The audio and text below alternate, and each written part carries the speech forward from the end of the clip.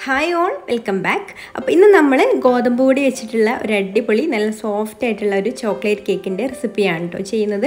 അപ്പോൾ ഇതിന് നമ്മൾ ഓവനോ ബീറ്ററോ ഒന്നും യൂസ് ചെയ്തിട്ടില്ല, അല്ലാതെ തന്നെ നമുക്ക് നല്ല പെർഫെക്റ്റ് ആയിട്ടുള്ള ചോക്ലേറ്റ് കേക്ക് ഗോതമ്പ് പൊടി വെച്ചിട്ട് ഉണ്ടാക്കിയെടുക്കാം. അപ്പോൾ നമുക്കിത് എങ്ങനെയാണ് തയ്യാറാക്കുക എന്നുള്ളതൊന്ന് നോക്കാം. അപ്പോൾ വീഡിയോയിലേക്ക് പോകുന്നതിന് മുമ്പ് നിങ്ങൾ ആദ്യമായിട്ടാണ് ഈ ചാനൽ കാണുന്നതെന്നുണ്ടെങ്കിൽ സബ്സ്ക്രൈബ് ചെയ്തിട്ടില്ലാത്തവരാണെങ്കിലും ഒന്ന് സബ്സ്ക്രൈബും കൂടെ ചെയ്യണേ.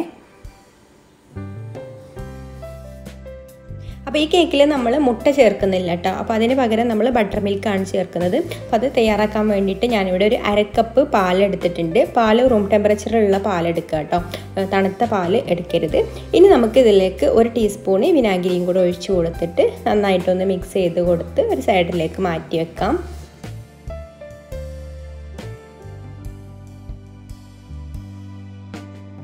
അപ്പോൾ ഈ ബട്ടർ മിൽക്ക് റെഡി ആകുമ്പോഴേക്കും നമുക്ക് ഇതിലേക്ക് വേണ്ട ബാക്കി കാര്യങ്ങളൊക്കെ ചെയ്യാം. അപ്പോൾ ആദ്യം തന്നെ നമുക്ക് കേക്ക് ടിന്നെ ഒന്ന് റെഡിയാക്കി എടുക്കണം. അപ്പോൾ ഞാൻ എന്താ ഇവിടെ ഒരു 7 ഇഞ്ചിൻ്റെ കേക്ക് ടിന്നാണ് എടുത്തിട്ടുള്ളത്. കേക്ക് ടിന്നിൻ്റെ അടിയിലും സൈഡിലൊക്കെ ഓയിലൊന്ന് ഗ്രീസ് ചെയ്ത് കൊടുത്തിട്ടുണ്ട് കേട്ടോ. ഇനി നമുക്ക് ഇതുപോലൊരു അടിയിൽ ബട്ടർ പേപ്പറും കൂടെ വെച്ച് കൊടുത്തിട്ട് മാറ്റി വെക്കാം.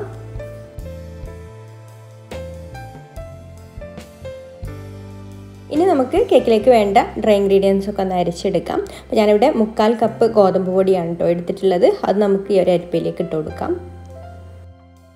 ഇനി നമുക്കിതിലേക്ക് 1/4 കപ്പ് കൊക്കോ പൗഡറും 1/2 ടീസ്പൂണ് ബേക്കിംഗ് പൗഡറും 1/2 ടീസ്പൂണ് ബേക്കിംഗ് സോഡയും പിന്നെ ഒരു 2 നുള്ളു ഉപ്പും കൂടി ചേർത്ത് കൊടുക്കുന്നുണ്ട്. എന്നിട്ടിത് നന്നായിട്ടൊന്ന് മിക്സ് ചെയ്ത് കൊടുത്ത് അരിച്ചെടുക്കാം.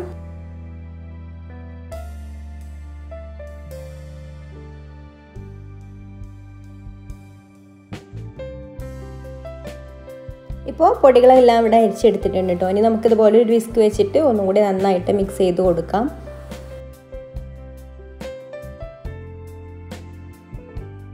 ഇനി നമുക്ക് വെറ്റ് ഇൻഗ്രീഡിയൻസ് ഒക്കെ മിക്സ് ചെയ്തെടുക്കാം. അപ്പോൾ അതിന് വേണ്ടിയിട്ട് ആദ്യം തന്നെ ഞാനിവിടെ നേരത്തെ റെഡിയാക്കി വെച്ചിട്ടുള്ള ബട്ടർ മിൽക്ക് എടുത്തിട്ടുണ്ട്. അത് നമുക്ക് ഈ ഒരു ബൗളിലേക്ക് ഒഴിച്ചു കൊടുക്കാം. ഇനി നമുക്കിതിലേക്ക് ഒരു 1/4 കപ്പ് സൺഫ്ലവർ ഓയിലും കൂടെ ഒഴിച്ചു കൊടുക്കാം. പിന്നെ 1 ടീസ്പൂണ് വാനില എസൻസും കൂടെ ഒഴിച്ചു കൊടുത്തിട്ട് ഒരു വിസ്ക് വെച്ചത് നന്നായിട്ട് ആദ്യം ഒന്ന് മിക്സ് ചെയ്തെടുക്കാം.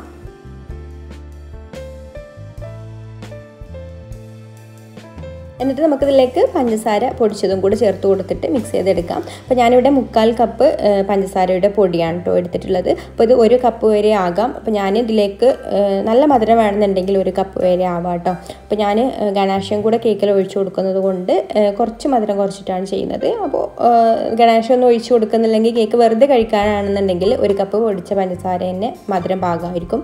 ഇനിയിപ്പോൾ ഗണാഷ്യം മുകളിൽ അതുപോലെ ഒഴിച്ചു കൊടുക്കുന്നുണ്ടെങ്കിൽ 1/4 കപ്പ് മതിയാവും കേട്ടോ, ഒരുപാട് മധുരം ആവണ്ട. അപ്പോൾ അത് മിക്സ് ചെയ്ത് കൊടുത്തതിന് ശേഷം പിന്നെ നമുക്ക് നമ്മൾ അരിച്ചു വെച്ചിട്ടുള്ള പൊടികളൊക്കെ ചേർത്ത് കൊടുത്തിട്ട് മിക്സ് ചെയ്തെടുക്കാം. അപ്പോൾ അത് 2-3 പ്രാവശ്യമായിട്ട് മിക്സ് ചെയ്ത് കൊടുത്താൽ മതി.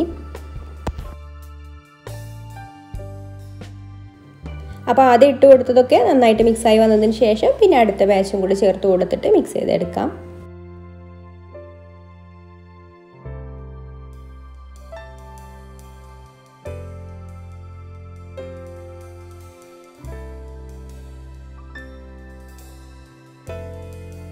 അപ്പോൾ നമ്മൾ മുഴുവൻ പൊടികളും ഇപ്പോൾ ഇതിലേക്ക് ചേർത്ത് കൊടുത്ത് നന്നായിട്ട് തന്നെ മിക്സ് ചെയ്തെടുത്തിട്ടുണ്ട്. ഇനി നമുക്കിതിലേക്ക് ചേർത്ത് കൊടുക്കാനുള്ളത് 1/2 കപ്പ് കോഫിയാണ്. അതായത് നല്ല ചൂടുള്ള കോഫിയാണ് കേട്ടോ ചേർത്ത് കൊടുക്കേണ്ടത്. ഇനി കോഫിയുടെ ഫ്ലേവർ വേണ്ടാന്നുണ്ടെങ്കിൽ വെറുതെ ചൂടുവെള്ളം ഒഴിച്ചു കൊടുത്താൽ മതി. 1/2 കപ്പ് നല്ല ചൂടുള്ള വെള്ളം ഒഴിച്ചു കൊടുത്തിട്ട് നന്നായിട്ടൊന്ന് മിക്സ് ചെയ്തെടുക്കാം. അപ്പോൾ ഇൻസ്റ്റൻറ്റ് കോഫി പൗഡർ ഉണ്ടെങ്കിൽ അതെടുക്കാം. അത് നല്ല തിളച്ച വെള്ളത്തിൽ ഇട്ടാൽ മതി, കുറച്ച് മതി കേട്ടോ, ഒരുപാട് വേണ്ട. അപ്പോൾ ഞാനിപ്പോൾ ഇവിടെ ഇൻസ്റ്റൻറ്റ് അല്ല എടുത്തിട്ടുള്ളത്, സാധാരണ കാപ്പിപ്പൊടി തന്നെയാണ്. കുറച്ച് കോഫി ഉണ്ടാക്കിയിട്ട് അതാണ് ഒഴിച്ചു കൊടുത്തിട്ടുള്ളത്.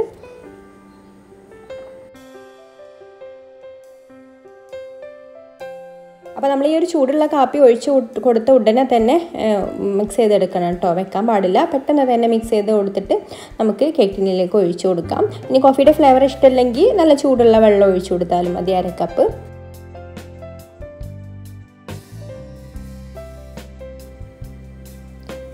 ഇനി കേക്ക് ടിന്നൊന്ന് നന്നായിട്ട് ടാപ്പ് ചെയ്ത് കൊടുത്തതിന് ശേഷം നമുക്കിത് ബേക്ക് ചെയ്യാനായിട്ട് വെക്കാം. അപ്പോൾ അതാ ഞാനിവിടെ ഒരു ഇഡ്ഡലി പാത്രത്തിലാണ് കേട്ടോ ബേക്ക് ചെയ്യാൻ വെച്ചിട്ടുള്ളത്. ഇതിൻ്റെ അടിയിൽ കുറച്ച് ഉപ്പിട്ട് കൊടുത്തിട്ടുണ്ട്. എന്നിട്ട് ഒരു റിങ്ങും കൂടെ വെച്ച് കൊടുത്തിട്ട് അതിൻ്റെ മുകളിലാണ് കേക്ക് ടിന്ന് വെച്ച് കൊടുത്തിട്ടുള്ളത്. അപ്പോൾ അടച്ച് വെക്കാൻ പറ്റുന്ന ഏത് പാത്രത്തിൽ വേണമെങ്കിലും കേക്ക് ബേക്ക് ചെയ്തെടുക്കാം. പിന്നെ ഉപ്പിട്ട് കൊടുക്കണമെന്ന് താഴെ നിർബന്ധമല്ല കേട്ടോ. ഞാനിവിടെ കട്ടി കുറഞ്ഞിട്ടുള്ളൊരു പാത്രം ആയതുകൊണ്ട് ചൂട് കൂടണ്ടെന്ന് വിചാരിച്ചിട്ടാണ് ഉപ്പിട്ട് കൊടുത്തിട്ടുള്ളത്. അപ്പോൾ അങ്ങനെ നമ്മൾ ബേക്ക് ചെയ്തെടുത്ത് ഇതാ ഒരു 35 മിനിറ്റ് കഴിഞ്ഞിട്ടാണ് കേട്ടോ കേക്ക് ബേക്കായി വന്നിട്ടുള്ളത്. ഇനി നമുക്കൊരു ടൂത്ത് പിക്ക് വെച്ചിട്ട് ഒന്ന് നോക്കാം. അപ്പോൾ അതാ കേക്ക് നന്നായിട്ട് തന്നെ പെർഫെക്റ്റ് ആയിട്ട് വെന്ത് വന്നിട്ടുണ്ട്. ഇനി നമുക്കിത് ചൂടാറാൻ വേണ്ടിയിട്ട് മാറ്റി വെക്കാം.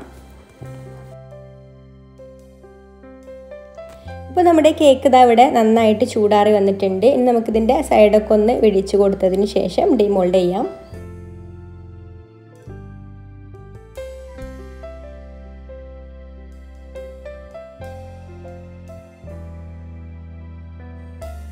അത് അടിയിലുള്ള ബട്ടർ പേപ്പറും കൂടെ മാറ്റിയിട്ടുണ്ട്. നല്ല സോഫ്റ്റ് ആയിട്ടുള്ള കേക്കാണ് കേട്ടോ. ശരിക്കും ഇത് ഗോതമ്പ് പൊടി വെച്ചിട്ട് ചെയ്തതാണെന്ന് പറയാൻ പറ്റില്ല. ഗോതമ്പ് പൊടീൻ്റെ ഒരു ടേസ്റ്റും ഇല്ല. നമ്മൾ കോഫിയും കൂടെ ചേർത്ത് കൊടുക്കുമ്പോൾ ഗോതമ്പ് പൊടീൻ്റെ ഒരു ടേസ്റ്റും ഈ ഒരു കേക്കിൽ വരില്ല. അപ്പോൾ നല്ല സോഫ്റ്റ് ആയിട്ട് നല്ല പെർഫെക്റ്റ് ആയിട്ട് തന്നെ കേക്ക് വന്നിട്ടുണ്ട്. ഇനി ഞാനിതിൻ്റെ മുകളിൽ കുറച്ച് ഗണാഷ കൂടെ ഒഴിച്ചു കൊടുക്കുന്നുണ്ട്. അത് വേണമെങ്കിൽ ഒഴിച്ചു കൊടുത്താൽ മതി കേട്ടോ. ഞാനിപ്പോൾ ഇവിടെ ഗണാഷ ഉണ്ടാക്കി വെച്ചതുണ്ടായതുകൊണ്ട് ഒഴിച്ചു കൊടുത്തതാണ്. അപ്പോൾ നിങ്ങൾക്കൊരു വീഡിയോ ഇഷ്ടമായിട്ടുണ്ടെങ്കിൽ ഒന്ന് ലൈക്ക് ചെയ്യാനും ഷെയർ ചെയ്യാനും മറക്കരുത്. ഇഷ്ടപ്പെട്ടിട്ടില്ലെങ്കിൽ ഡിസ്ലൈക്കും ചെയ്യാം.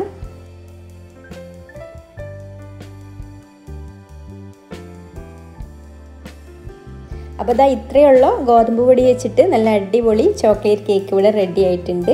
ഞാനിതൊന്ന് കട്ട് ചെയ്തിട്ട് കാണിച്ചു തരാം.